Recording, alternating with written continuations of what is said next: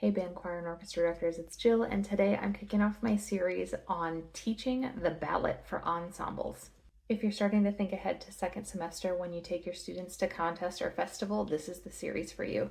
And even if you don't take your students to festival, this is still a great series to learn about how to explicitly teach with your ensemble all the concepts that we use daily to make a great performance. So the first activity that I do with my students is to make sure everybody gets a copy of the exact ballot that they're going to be judged on at this festival. The whole point of this activity is to make sure that students understand all their concepts, and then when they get their comments back from their adjudicator, they can go through those categories and fully understand exactly what that judge was talking about. Of course, there's multiple ways to distribute this. If you are a Google Classroom or other program teacher, then you can make sure each student gets a digital copy to work on.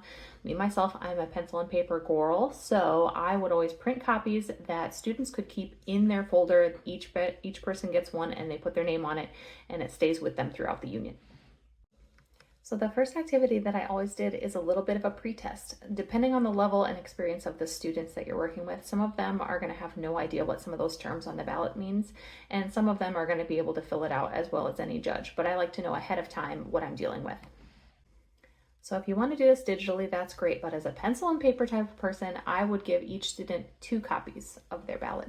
One to keep with them, as I mentioned, and the other one they're going to turn back in right away to me. They're going to have their name on it, and then I want them to, just in their words, go through that category assignment and put down what it is that they think rhythm is.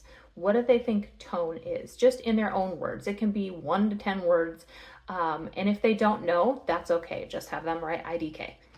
For me, this was not a graded activity. I just like to know what it is that they already know.